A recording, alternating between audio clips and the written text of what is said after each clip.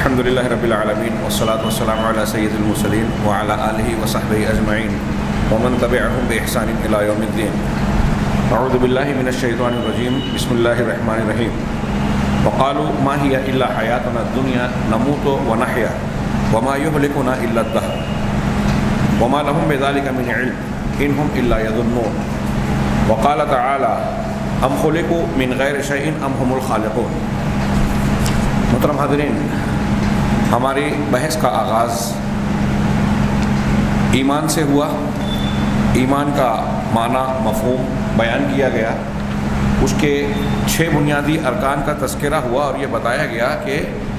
ایمان کے تمام ارکان میں بھی سب سے بنیادی رکن ایمان باللہ یعنی اللہ پر ایمان رکھنا ہے۔ اللہ پر ایمان کیسے رکھا جائے، اس میں تذکرہ اس بات کا کیا جا چکا کہ اللہ تبارک و تعالیٰ کو اس کی ربوبیت میں، الوہیت میں اور قرآن و حدیث میں جو کچھ اس کے اسماء و صفات وارد ہوئے ہیں، ان تمام چیزوں میں اللہ تبارک و تعالیٰ کو وحدہ لا شریک ماننا۔ اور اس سلسلے کی 3 قسمیں توحید ربوبیت، توحید الوہیت اور توحید اسماء و صفات کا تذکرہ کرنے کے بعد توحید ربوبیت کی بحث ہماری جاری تھی۔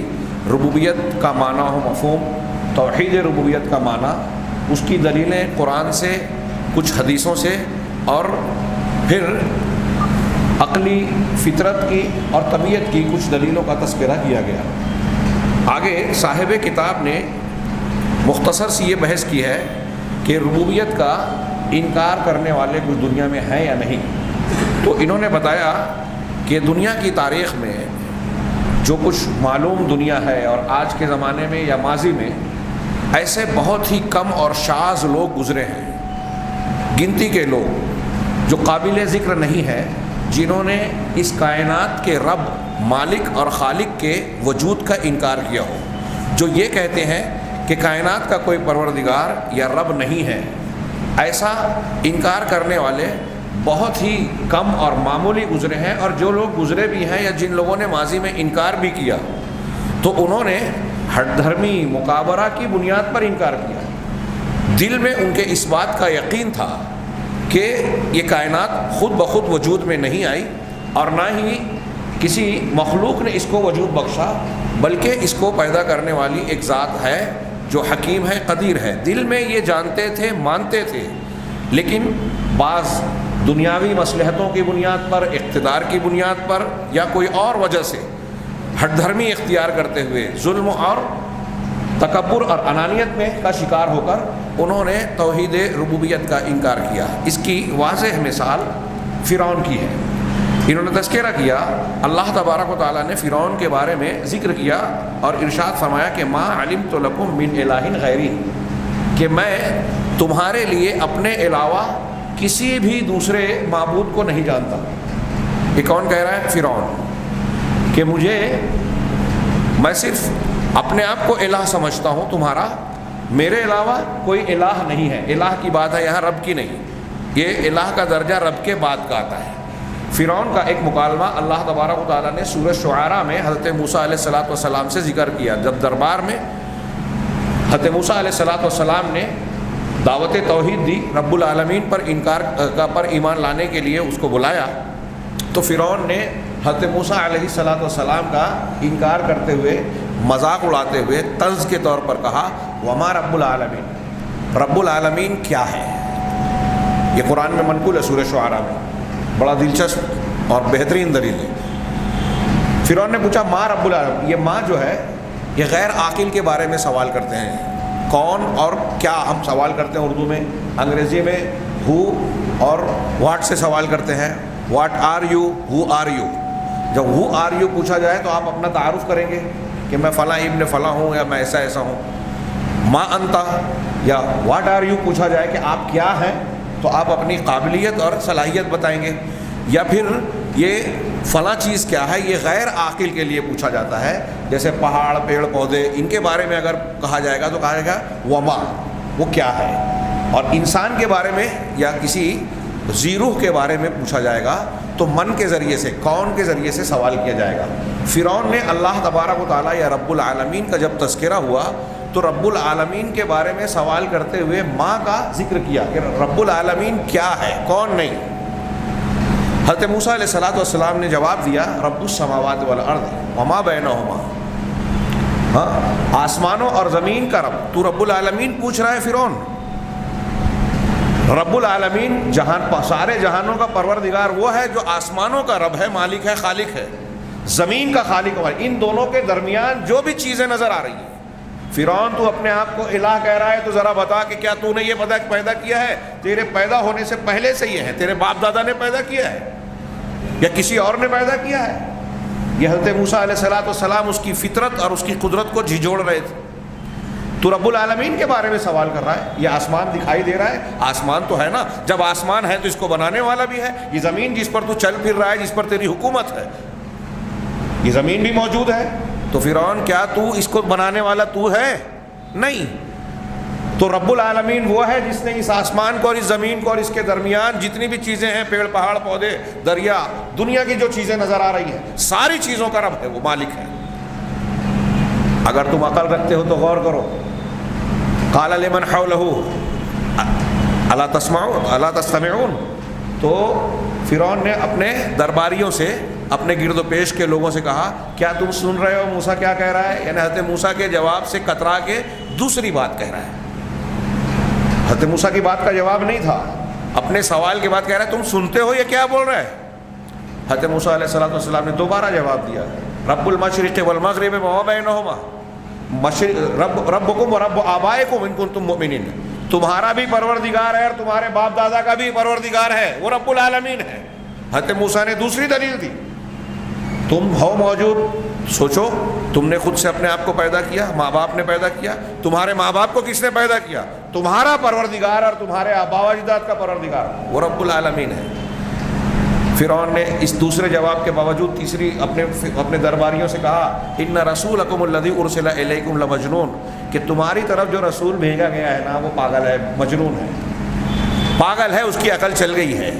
حضرت موسیٰ علیہ الصلوۃ والسلام کا جواب نے دنیا میں عام طور سے داعیان حق کو، وقت کی طاقت اور قوت کے مالکین جو حق کا انکار کرتے ہیں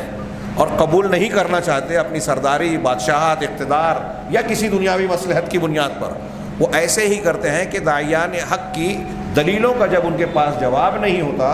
تو وہ مذاق اڑاتے ہیں،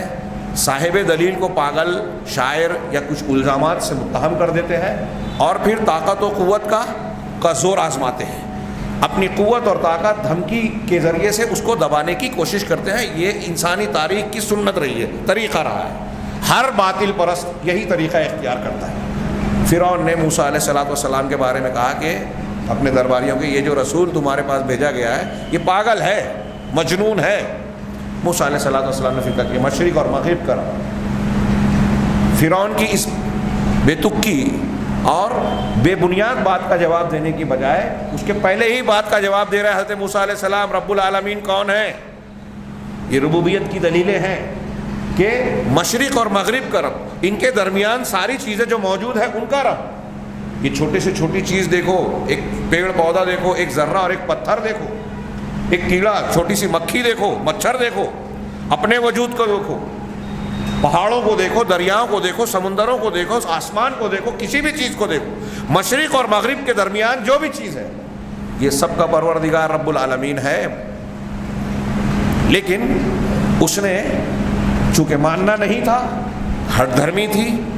اس لیے اس نے قبول نہیں کیا۔ اللہ تبارک و تعالیٰ نے حضرت موسیٰ علیہ الصلوۃ والسلام اور اس کے درمیان کے مکالموں کو کئی جگہوں پر نقل کیا۔ سورہ اسراء میں آیت نمبر 102 میں اللہ تبارک و تعالیٰ نے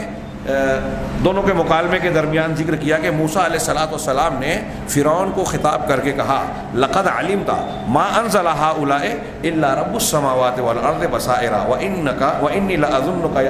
یا موسیٰ یا فرعون مثبورا، کہ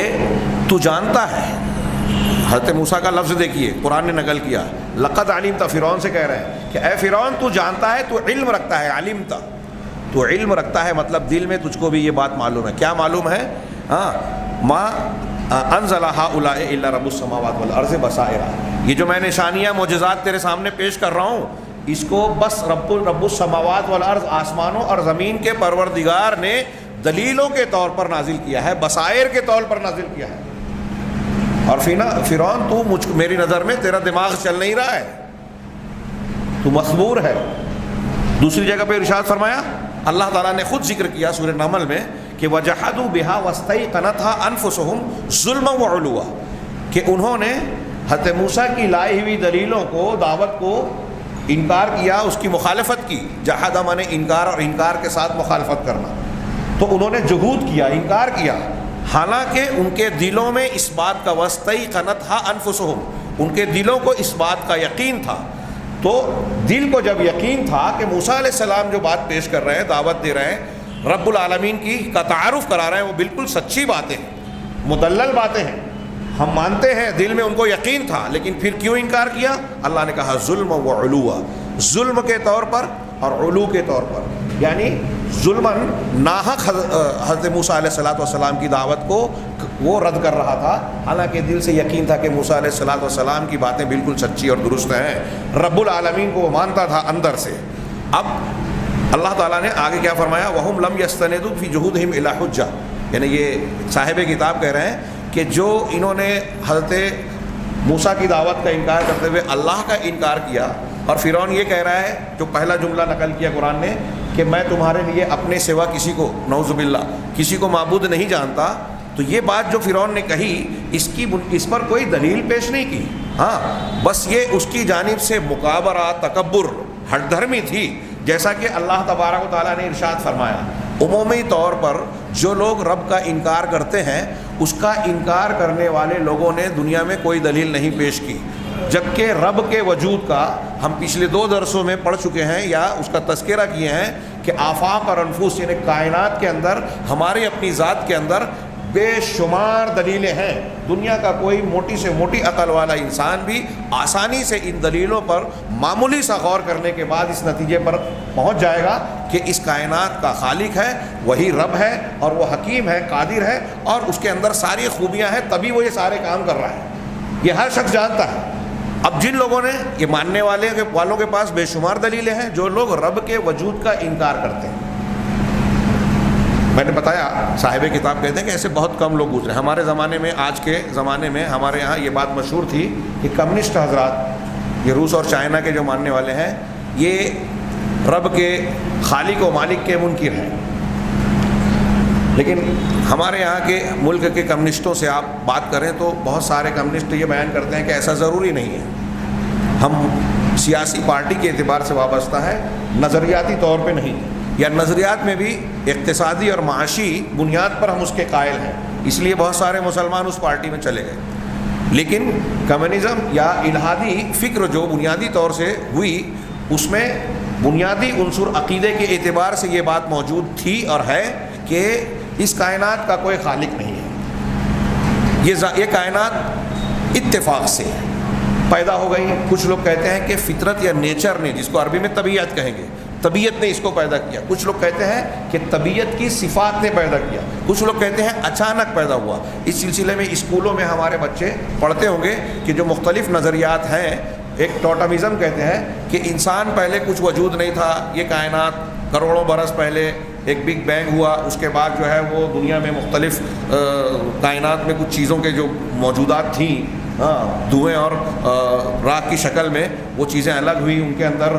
اندر سے ریڈیشن ہو رہا تھا، گیس کا اخراج ہو رہا تھا، یہ گرم،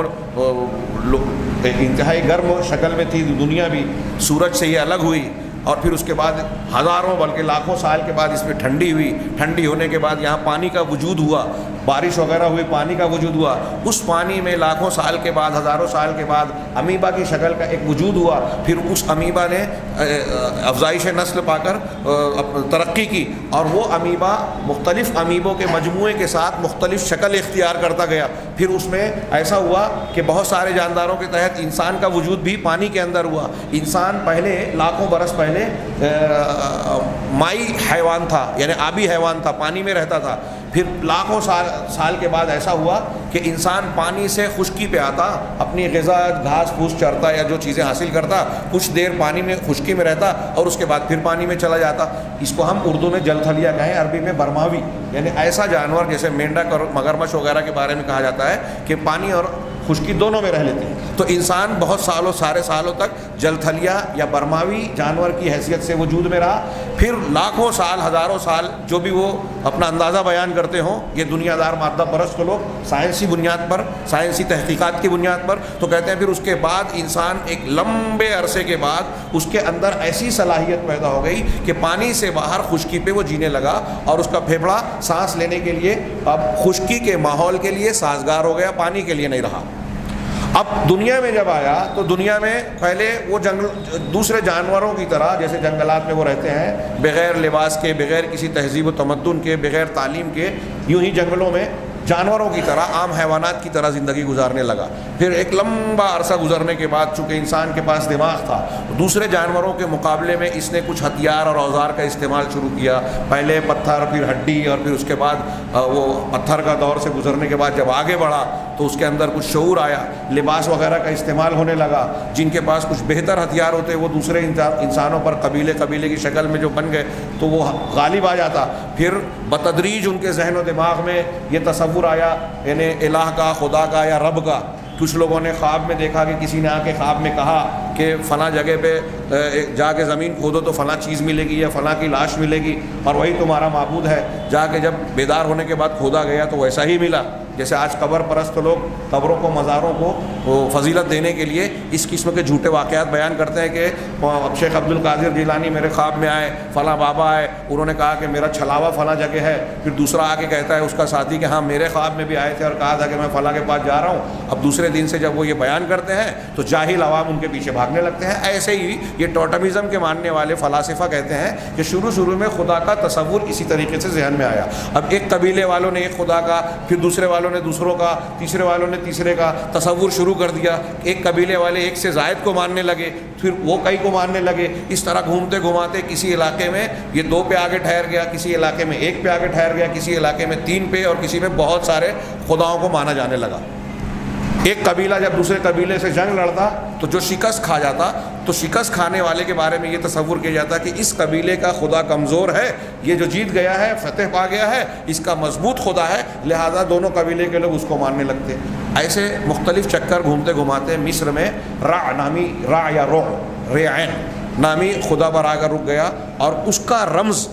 جس را کو یا رو کو وہ مانتے تھے، اس کا رمز یا علامت سورج کو مانتے تھے، سورج دیوتا. زرتشت آتش پرست جو ایرانی مذاہب کے ماننے والے لوگ ہیں، ان کے یہاں بھی طاقت کو خدا مانا جاتا ہے. طاقت کا سب سے بڑا مظہر آگ کو مانتے ہیں، اور آگ کا سب سے بڑا مظہر سورج کو مانتے ہیں. لہذا سورج کو بڑا دیوتا مان کر وہ سورج کی پرستش کرتے ہیں. تو اس طریقے سے یہ ٹوٹمزم کے ماننے والے، عربی میں اس کو توتمیہ کہا جاتا ہے، انہوں نے رب یا معبود کو ماننے کا تصور بتایا. لیکن میں نے اس سے پہلے کے درس میں اس بات کا ذکر کیا ہے کہ یہ بالکل غیر فطری بات ہے، غیر تاریخی بات ہے، بلکہ جتنی بھی آسمانی کتابیں آئی ہیں تمام آسمانی کتابوں کے خلاف فلسفہ ہے. یہ مادہ پرست غیر مسلمین کا خیال ہے، اور مسلمانوں میں جو لوگ دین سے دور ہیں اور ان مادہ پرست سائنٹسٹ یا ماہرین فلکیات وغیرہ کے سے متاثر ہیں، ان کے پیچھے جانے والے ہیں، ان لوگوں میں سے کچھ لوگ ایسا کہنے والے آپ کو ملیں گے. ایسا کہنے والے اور اس قسم کی اور بھی جو میں نے ایک تفصیل بتائی ہے، اس قسم کی بعض تفاصیل اور لوگ بیان کرتے ہیں. جیسے ڈاروین کا فلسفہ ہے، پہلے انسان بندر تھا، بن مانوس ہوا، پھر انسان نما، پھر انسان. سائنس والے خود آج اس کو رد کر چکے ہیں. وہ کہتے ہیں کہ 3-4 اسٹیپ ڈاروین نے بتائی، اس میں سے 3 اسٹیپ موجود ہے، بندر ہے، بن مانوس ہے، انسان نما غائب ہے، انسان ہے. تو ایک کڑی ہے، 4 آپ بتا رہے ہیں، اس کی بیچ کی ایک کڑی غائب ہے، انسان نما، وہ کہاں گیا وہ وجود؟ یہ کیسے ہو سکتا ہے کہ پہلی دوسری بھی موجود ہے، چوتھی بھی موجود ہے اور تیسری غائب ہے؟ اور اس طرح کے اور بھی کئی سوالات اس پر کھڑے ہوتے ہیں جس کا معقول جواب سائنس والوں یا ڈاروین کے فلسفے کو ماننے والوں کے پاس نہیں ہے. ہاں،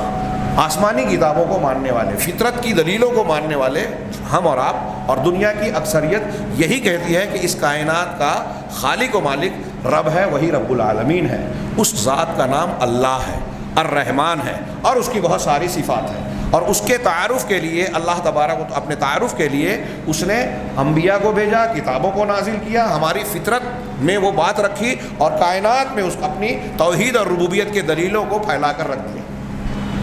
فرعون جیسے کچھ لوگ جنہوں نے ظاہر میں اظہار کیا، یہ تجاہل عارفانہ اس کو کہتے ہیں، کہ جانتے ہوئے بھی اپنے آپ کو جاہل بتانا، یہ جو کہہ رہا ہے فرعون، قرآن نے خود اس کا ذکر کیا کہ فرعون نے بظاہر رب کا انکار کیا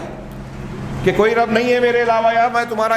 انا ربکم الاعلی، میں تمہارا رب اعلیٰ ہوں، لیکن حقیقت میں وہ بھی دل میں مانتا تھا کہ وہ خود رب نہیں ہے، اس کائنات کا ایک رب ہے وہی رب العالمین ہے، دل میں اس بات کو مانتا تھا۔ اب جو لوگ انکار کرتے تھے کہ اس کائنات کا رب ہے، صاحب کتاب نے کہا کہ ان کے پاس کوئی دلیل نہیں ہے، کوئی پروف نہیں ہے۔ آج سائنٹیفک دور ہے، یہ فلاسفہ جو ہے یہ اپنی یہ جو باتیں ہانک رہے ہیں، یہ تھیوری ہی کہلاتی ہے، خود سائنس والوں کے نزدیک بھی تھیوری، جب تک کوئی چیز ثابت نہ ہو جائے اس کو اصطلاح میں وہ لوگ تھیوری کہتے ہیں، اور جب چیز ثابت ہو جاتی ہے یا اس کو ثابت کیا جا سکتا ہے تو وہ قانون یا لا بنتا ہے۔ تو آگے کہا وقالو، قرآن نے کہا وقالو ما ہی الا حیاتنا الدنیا، جو لوگ اللہ کا انکار کرتے ہیں وہ کیا کہتے ہیں کہ بس ہماری زندگی جو ہے وہ دنیا کی زندگی ہے، نموت و نحیا، یہی ہماری موت ہوتی ہے، یہی ہم زندگی پاتے ہیں، جینا یہاں مرنا یہاں، وما نحن وما یہلکنا الا الدہر، اور ہم کو جو ہلاک کرنے والا ہے نا وہ زمانہ ہے،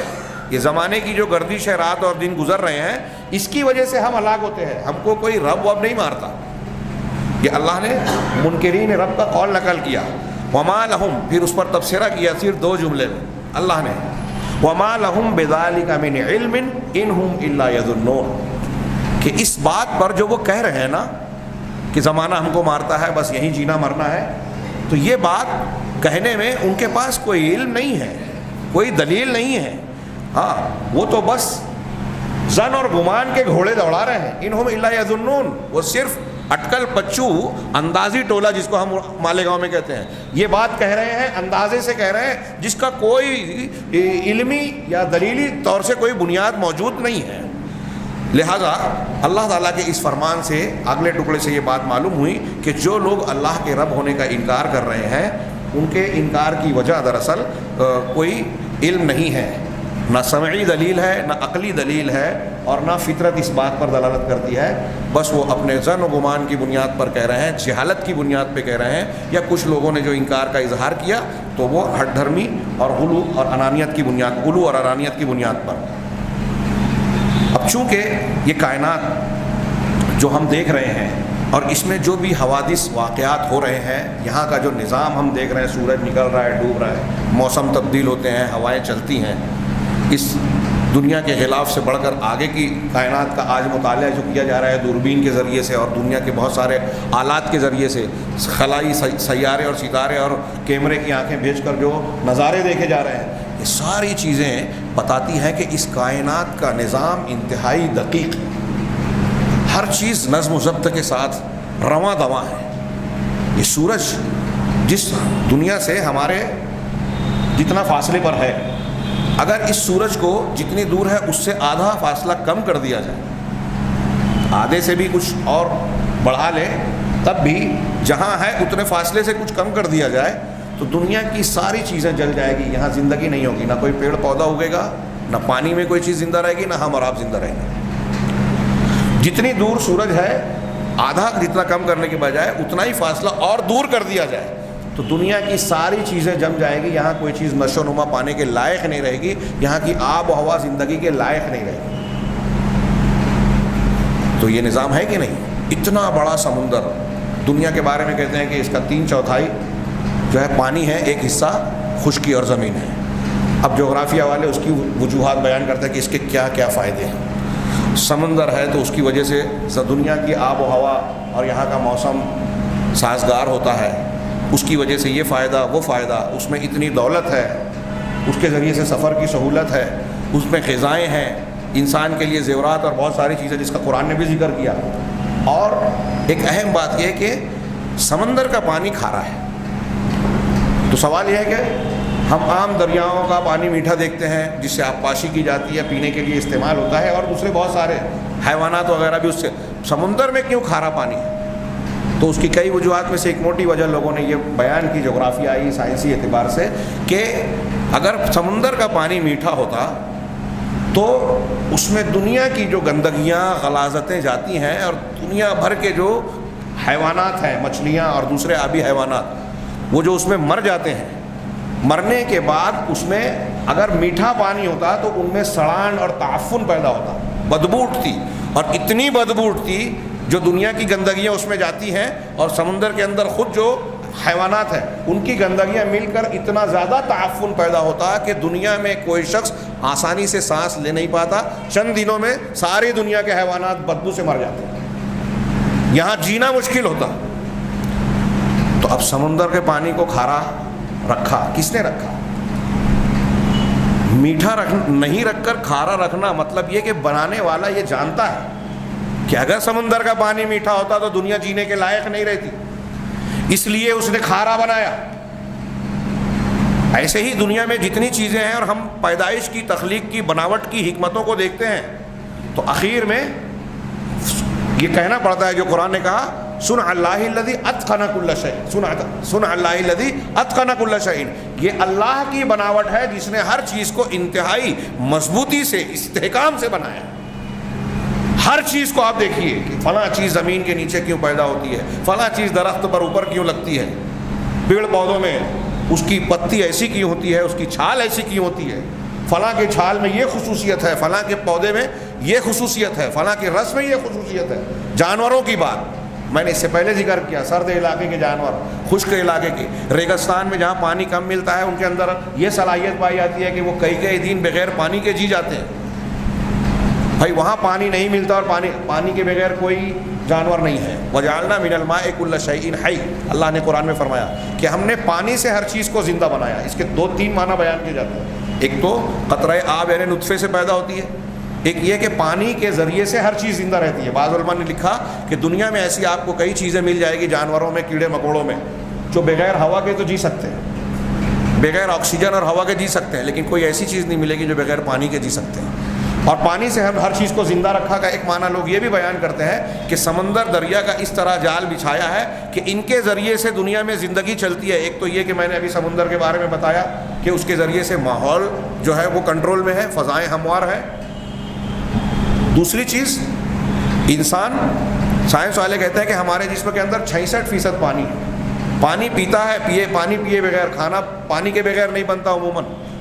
کوئی جانور بغیر پانی کے نہیں رہ سکتا، اور جو غذائیں ہم کھاتے ہیں، جانور کھاتے ہیں، چارہ ہو، سبزیاں ہوں یا دوسری کوئی بھی چیز ہو، وہ بھی پانی کے بغیر پیدا نہیں ہو سکتی، نشو نما نہیں پا سکتی. تو پانی سے ہر چیز کو زندہ کیا. اس طریقے سے آپ کائنات کے مختلف موجودات پر، ان کی باریکیوں پر، ان کی دقت پر غور کرتے جائیے تو نظر آتا ہے کہ رب العالمین نے چھوٹی سی چھوٹی چیز، ایک کیڑا بنایا، مچھر بنایا، اس کے اندر انجیکشن جیسا جو چھوٹا سا ڈنک بنایا جس کے ذریعے وہ انسان کے جسم میں اپنا ڈنک گھسا کر خون چوستا ہے. کتنی زبردست بناوٹ ہے، کیسی دقیق بناوٹ ہے. اگر ایک چھوٹے سے مچھر پر، شہد کی مکھی پر، اس کے نظام پر غور کریں کہ وہ پھلوں سے اور پھولوں سے رس چوستی ہے اور اس کے بعد اپنے لعاب سے جو ہے شہد جیسا انتہائی مفید مادہ پیدا کرتی ہے. عنبر ایک مچھلی ہے، اب اس مچھلی کا فضلہ انسان کے لیے خوشبو اور بہت ساری دواؤں کے لیے کام آتا ہے جو انتہائی قیمتی ہے. مشک کے نافے میں اللہ تبارک، ہرن کے نافے میں مشک پیدا کرتا ہے. کیسے پیدا ہوتا ہے؟ جسم کے اندر وہی خون ہے جس سے گوبر تیار ہو رہا ہے. مینگنی جس کو ہم لینڈی کہتے ہیں مالیگاؤں والے، مینگنی پیدا ہوتی ہے اور اسی غذا کے کچھ مادوں سے یہ مینگنی اور خون بھی بن رہا ہے اور اسی کے بیچ سے دودھ بھی بن رہا ہے. قرآن نے سورہ نحل میں اس کا ذکر کیا. غور کیجئے کہ رب العالمین کی ربوبیت نے کس زبردست انداز میں ہر چیز میں بناوٹ کے اعتبار سے، تخلیق کے اعتبار سے نظام رکھا ہے. یہ کائنات پوری اسی طرح چھوٹی سے چھوٹی چیز لے کر، یہاں ایک چھوٹا ذرہ بھی اپنے اندر ایک آفتاب رکھتا ہے. سائنس والے کہتے ہیں کہ وہ مادہ، وہ اسے کیا کہتے ہیں، جزو لا یتجزا، جس کو مزید توڑا نہیں جا سکتا، ایٹم. اس کے اندر اس ایک ایٹم میں جس کے بارے میں کہا جاتا ہے کہ اب مزید اس کے جز نہیں ہو سکتے، اس کے اندر الیکٹران، نیوٹران، پروٹون ہوتے ہیں اور وہ اس میں گردش کرتے رہتے ہیں. اسی کو توڑ دیا جائے تو دھماکہ ہوتا ہے. توڑنا آسان نہیں ہے، وہ دھماکہ ہوتا ہے. تو ایک چھوٹے سے ذرے میں ایک کائنات ہے ہمارے جسم کے مسامات سے بھی آپ نے پڑھا ہوگا کافی سائنس کی تحقیقات حیرت میں ڈال دینے والی، کہ ہمارے کلون کو نکال کر ایک جانور کے تجربہ جو کیا گیا تھا کچھ سالوں پہلے، کہ ایک مینڈی یا بھیڑ کے کلون کو نکال کر سیم اس کلون کے ذریعے سے ویسی ہی مینڈی بنا دی گئی۔ مادہ تو اللہ کا ہی بنایا ہوا ہے، انسان خود سے کوئی چیز پیدا نہیں کر سکتا، اللہ کی پیدا کی ہوئی چیزوں کو استعمال کر کے کچھ بنا رہا ہے، خود سے کوئی چیز وجود نہیں بخشتا۔ تو اب سوچئے کہ اس کلون کے اندر گویا انسان کا پورا پروگرام ہے، ایک انڈے میں اگلے جانور اور اگلے بچے کا پورا پروگرام ہے، ایک بیج میں پورا درخت کا پروگرام ہے، بیج ڈال دیجئے بعد میں پورا جھاڑ بن جاتا ہے، درخت بن جاتا ہے۔ کیا یہ چیزیں ایسے ہی بن گئی، خود بخود وجود میں آ گئی؟ تو سوال یہ ہے کہ کائنات کا یہ اتنا زبردست نظام جو چل رہا ہے، جس کی ایک ایک چیز میں باریکی ہے، کہیں کوئی نقص نہیں ہے۔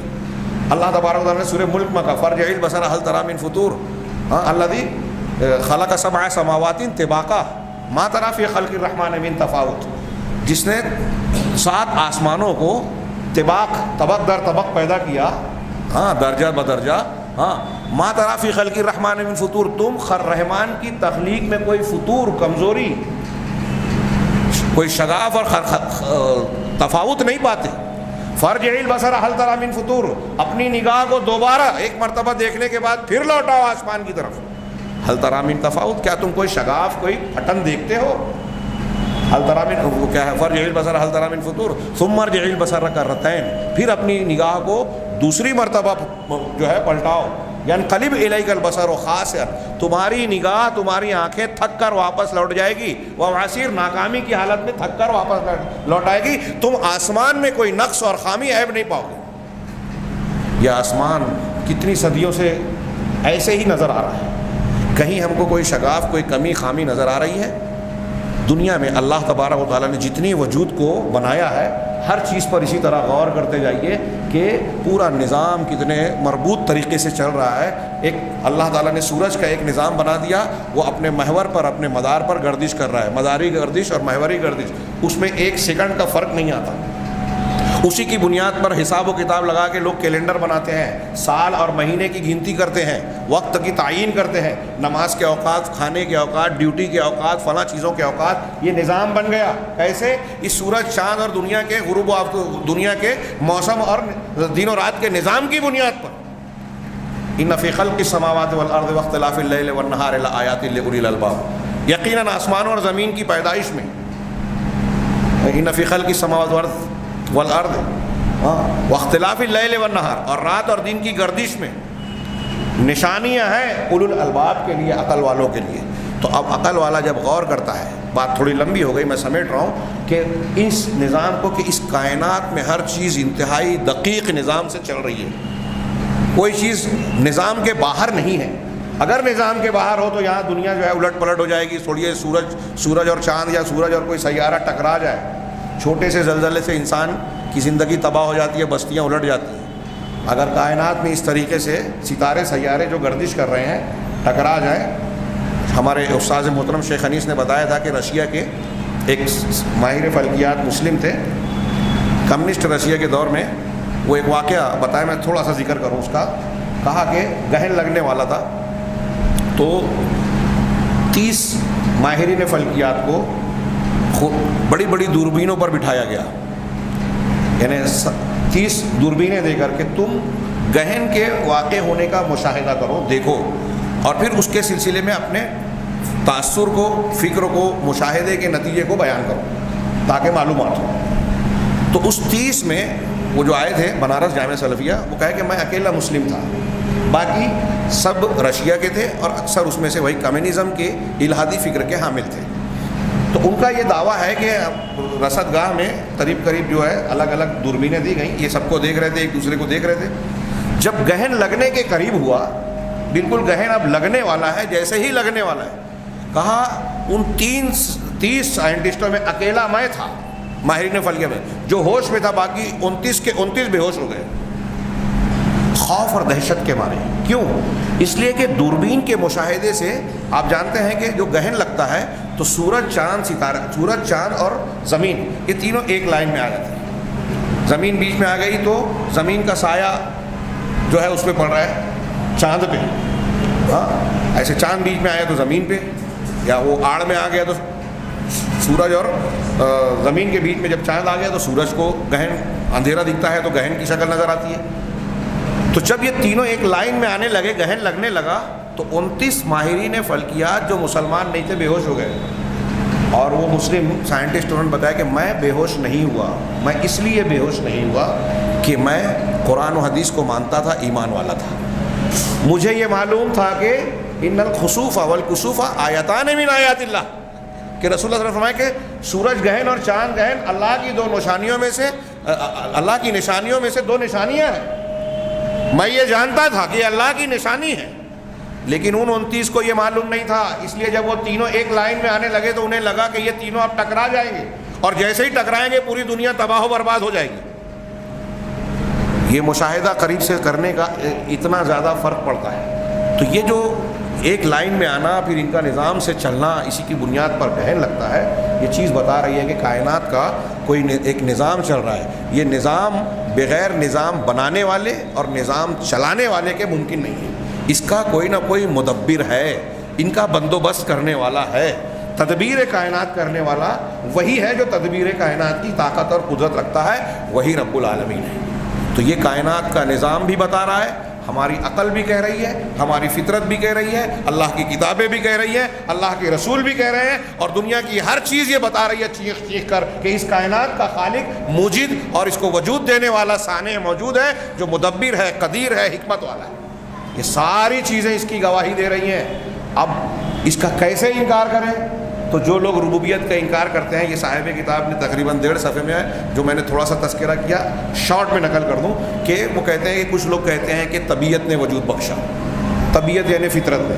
تو یہ کائنات کی طبیعت، کائنات میں جو چیزیں پائی جاتی ہیں ان کے اندر جو نیچر یا مزاج ہے اسی نے پیدا کیا. تو یہ انتہائی بکواس بات ہے. اس کا مطلب یہ ہوا کہ آسمان کو پیدا کرنے والا آسمان ہے، درخت کو پیدا کرنے والا درخت ہے، آپ اپنے آپ کو پیدا کرنے والے ہیں. ہم اپنی طبیعت سے ہم پیدا ہوئے ہیں، مطلب ہم نے اپنے آپ کو پیدا کیا.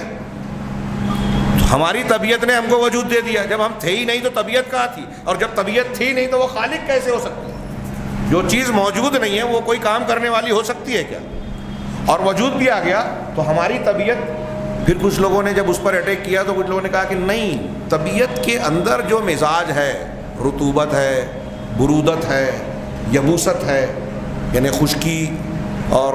تری، رطوبت، یہ جو خصوصیات ہیں نا طبیعت کے اندر، صفات ہیں، ان صفات نے چیزوں کو وجود بخشا ہے. اور بکواس بات ہوئی. طبیعت کی خصوصیت، جب طبیعت خود خالق نہیں ہو سکتی تو اس کی صفات تو اس کے وجود کے بعد ہی آئے گی نا. بغیر موصوف کے صفت کہاں رہے گی؟ تو صفات خالق کیسے ہو سکتی ہیں؟ یہ بھی عقل میں آنے والی بات نہیں ہے. نہ فطرت اس کو قبول کر سکتی ہے، نہ سائنسی اعتبار سے اس کو ثابت کیا جا سکتا ہے. تو کچھ لوگوں نے کہا کہ نہیں، یہ اچانک وجود میں آ گئی، اتفاق سے وجود میں آ گئی. میں نے ابھی جو فلسفہ بتایا ٹوٹمزم کا، اس کے تناظر میں میں سمجھتا ہوں اس کو ذکر کرنے کی اور اس پر زیادہ لمبی چوڑی بحث کرنے کی کوئی ضرورت نہیں. اس لیے کہ خالق کا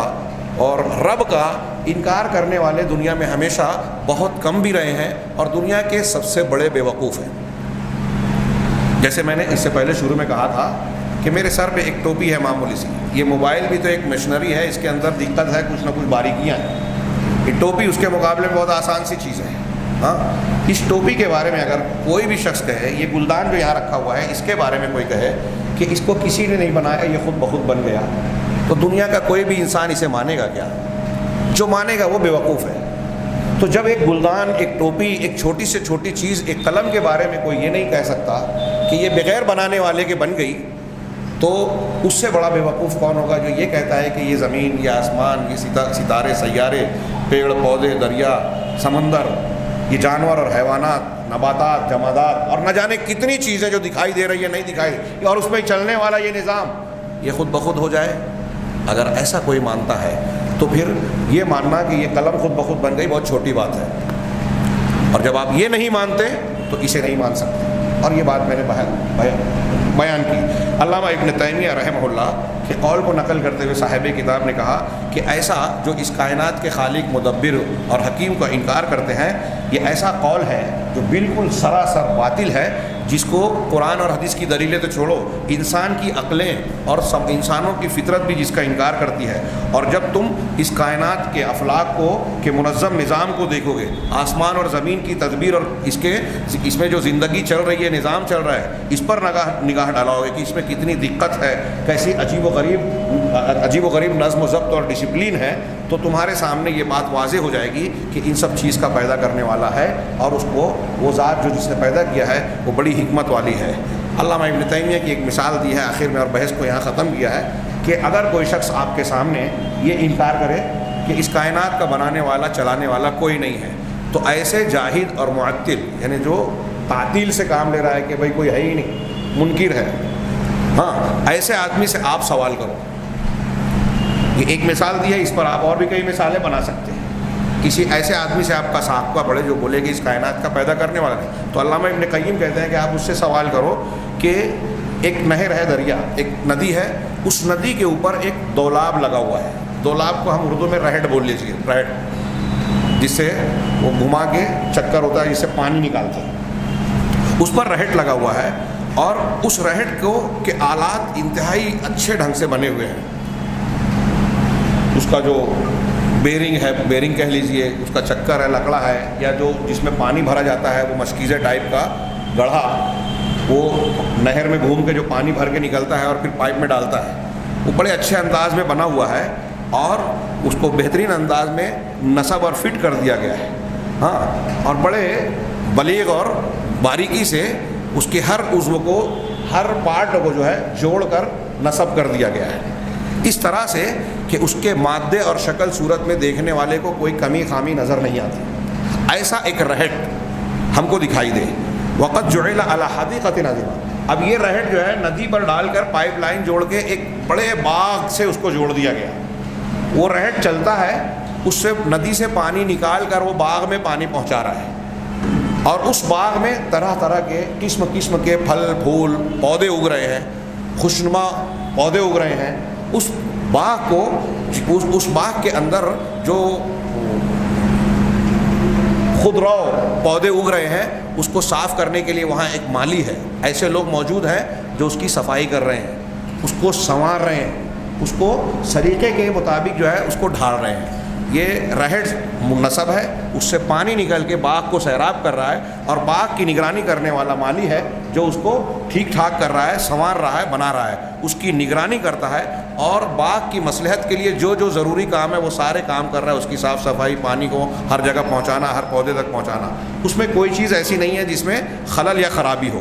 پھر وہ جو نگراں ہے، باغ کی جب پیداوار ہوتی ہے، کھجوریں پیدا ہو گئی، پھل پھول ہے، تو اس کو سلیقے سے کاٹ کر پھل پھول نکالتا ہے،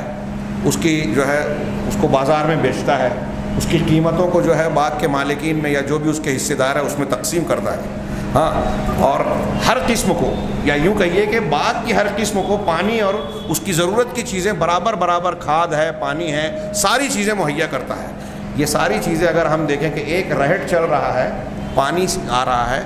باغ کو پہنچ رہا ہے، اس کو سیرابی مل رہی ہے، باغ کی نگرانی ہو رہی ہے، اور وہ باغ خوبصورتی سے جو ہے نشو و نما پا رہا ہے، خوبصورت منظر پیش کر رہا ہے۔ اب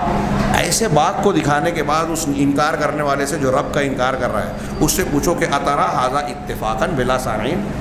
پوچھو کہ تم بتاؤ کہ تم رب کا انکار کر رہے ہو، تو کیا یہ باغ اور یہ رہٹ جو یہ نظام کے تحت پانی پہنچا رہا ہے، یہ اتفاق سے بن گیا ہے، کسی بنانے والے کے بغیر بن گیا ہے؟ ولا مختار ولا مدبرین، اس میں کوئی اس کا مختار، مالک،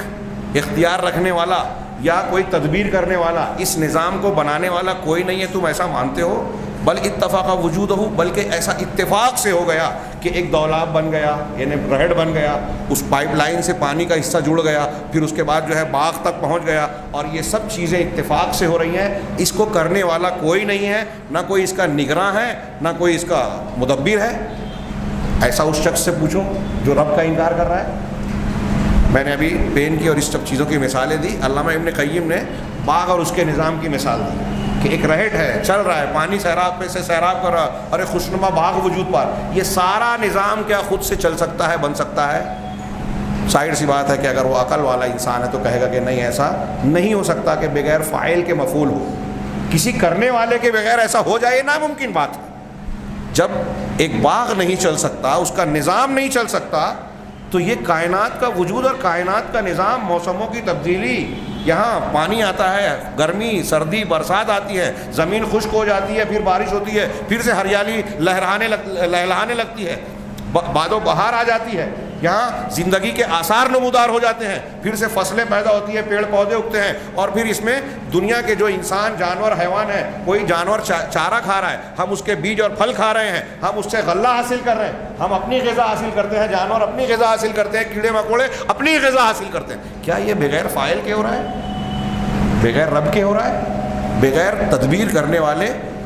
نظام چلانے والے کے ہو رہا ہے؟ ظاہر سی بات ہے کہ ایسا نہیں ہو سکتا، لیکن یہ اس ذات کی حکمت ہے جو عزیز ہے، حکیم ہے، لیکن اس حکمت اور حکیم والی ذات نے اتنی دلیلیں پھیر دینے کے باوجود، جو اتنی ساری دلیلیں دے گئی، یہ اس کی عجیب و غریب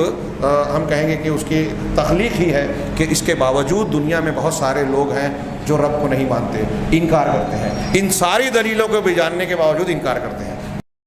بحث ختم ہوئی، میں بات کو دہراتا ہوں کہ ہم اللہ پر ایمان رکھتے ہیں، تو اس کا پہلا جز یہ ہے کہ ہم اللہ تبارک و تعالیٰ کو رب ہونے کی حیثیت سے وحدہ لا شریک مانتے ہیں، یعنی اس کائنات کا اکیلا وہ رب ہے۔ یہاں آخری بحث جو ہم نے کی کہ جو لوگ رب کا انکار کرتے ہیں، انکار کرنے والے بہت کم ہیں۔ ایک دوسری بحث اس میں ایڈ کر دوں، جس کا تذکرہ سرسری طور سے شروع میں یا بیچ میں گزرا ہے، میں آخر میں اس کا تھوڑا سا ذکر کر دوں، وہ یہ کہ دنیا میں جن لوگوں نے رب یا خالق و مالک کو، معبود کو مانا یا مانتے ہیں، آج جتنے بھی مذہب کے لوگ ہیں، تو اگر آپ غور سے دیکھیں تو ہر مذہب کے اندر لگ بھگ آپ کو توحید کا تصور، رب کے ایک ہونے کا یا سب سے اعلیٰ اللہ کے ہونے کا تصور تقریباً تمام مذاہب میں پایا جاتا ہے۔ علامہ ابن ابی العز حنفی نے شرح العقیدہ طحاویہ میں یہ بات کئی انداز میں بیان کی اور نقل کی، اور بار بار یہ جملہ دہرایا کہ دنیا میں کوئی ایسا معروف طائفہ، یعنی مشہور و معروف گروہ دنیا میں ایسا نہیں گزرا جس نے دو ایسے رب کو مانا ہو، دو ایسے رب کو جو صفات میں، افعال میں ایک جیسے۔ ایک سے زیادہ کو مانا ضرور ہے، لیکن جن لوگوں نے مانا ہے نا، تو سب کو برابر نہیں مانا۔ انہوں نے اس کی مثال دی، انہوں نے کہا کہ مانویہ، مجوس میں جو مانویہ ہے، دو خدا کو مانتے ہیں، ہمارے یہاں فارسی میں اس کو یزداں اور اہرمن کہتے ہیں، اور اس کی تشریح میں ہم کہہ سکتے ہیں کہ ایک اچھائی کا خدا بولتے ہیں، ایک برائی کا خدا۔ اچھائی کا خدا نور کو یعنی روشنی کو بولتے ہیں، اور برائی کا خدا ظلمت اور تاریکی کو، اندھیرے کو کہتے ہیں۔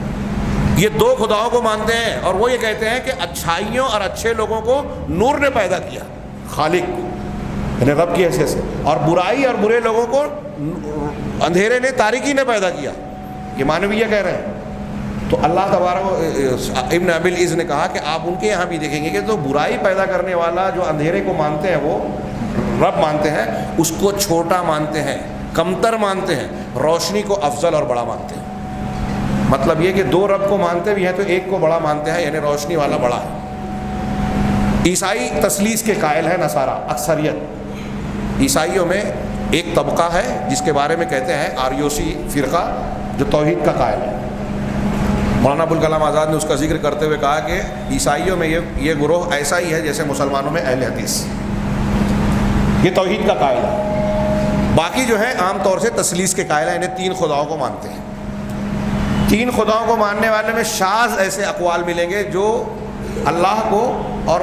دوسرے ابن کو، نعوذ باللہ، برابر مانتے ہوں، ورنہ ان کے یہاں بھی عقیدے میں یہ چیز موجود ہے کہ جو تین کو مانتے ہیں، اللہ اب، اللہ باپ، اللہ ابن، الہ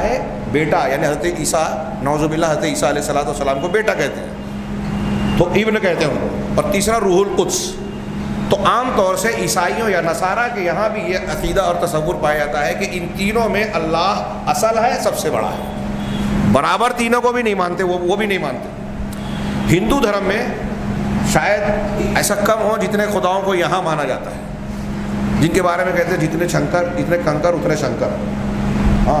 یہ لوگ خود کہتے ہیں 33 کوٹی دیوی دیوتا ہے،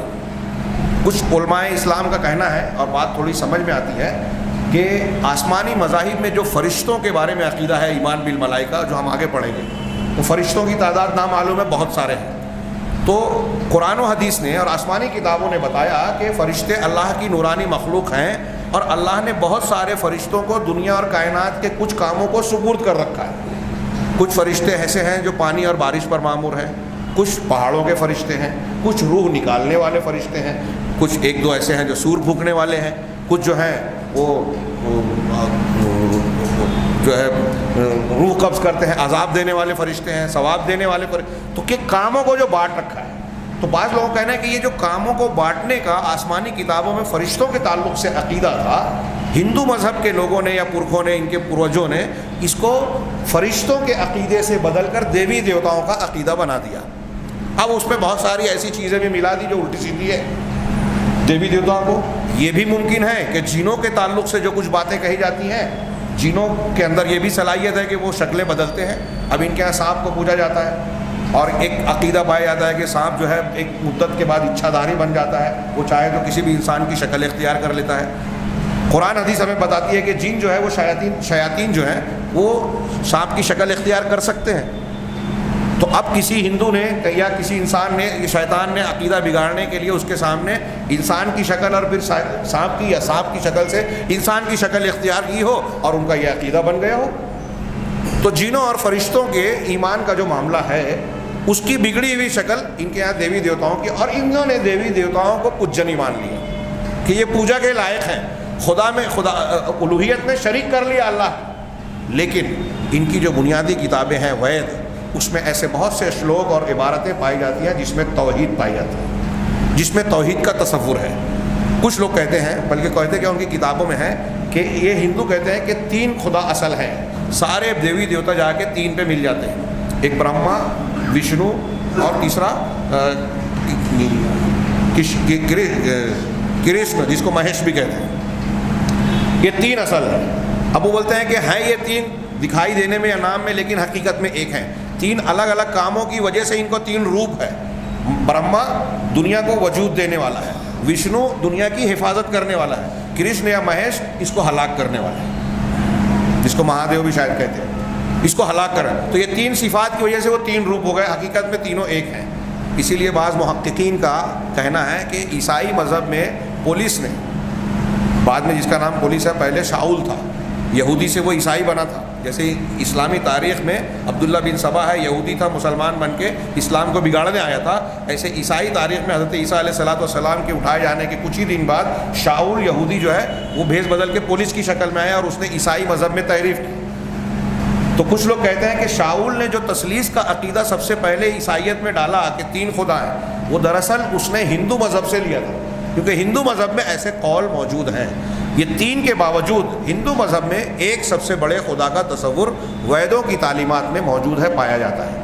تو سب سے بڑا خدا یا رب اور مالک کے اعتبار سے یہاں بھی ایک کا وجود ہے۔ اور اس سے پہلے قرآن کی آیتوں کی روشنی میں کا ذکر کر کے میں نے بیان کیا ہے کہ کفار مکہ بھی یہ مانتے تھے کہ اس کائنات کو پیدا کرنے والا، چلانے والا رب اصل میں اللہ ہے۔ یہ جن کو عبادت کرتے تھے لات و منات کو، اپنے معبودان باطلہ کو، ان کے بارے میں ان کا اعتبار تھا، عقیدہ اور ماننا تھا کہ یہ خالق و مالک نہیں ہے۔ نوح علیہ السلام کی قوم نے جو ود، سوا، یغوث، یعوق، نصر کو پوجا، تو ان کے بارے میں یہ تصور نہیں کیا کہ یہ اللہ ہے یا اللہ کے برابر ہے ہر چیز میں۔ اس اعتبار سے، نتیجے کے اعتبار سے ربوبیت میں شرک عملاً تو ضرور پایا گیا،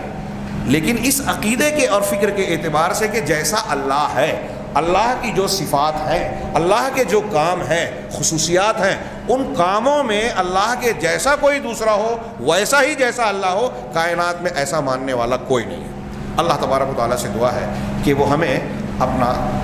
ایمان باللہ کی بنیادوں کو سمجھنے کی توفیق عطا فرمائے، ربوبیت، الوہیت اور اسماء و صفات کو سمجھنے کی توفیق عطا فرمائے۔ ربوبیت اور الوہیت سے جو تعلق ہے، اسماء و صفات سے جو تعلق ہے، انشاءاللہ آگے کی جو توحید کے تفصیلات میں اس کی تفصیلات انشاءاللہ آئے گی۔ اللہ تبارک و تعالیٰ سے دعا ہے کہ وہ ہمیں ایمان کو جاننے والا اور اس کے مطابق زندگی گزارنے والا بنائے، اور اس کی برکت سے دنیا اور آخرت میں کامیابی سے نوازے۔ اقول قولی ھذا واستغفر اللہ لی ولکم سائر المسلمین، وصلی اللہ علی نبینا محمد۔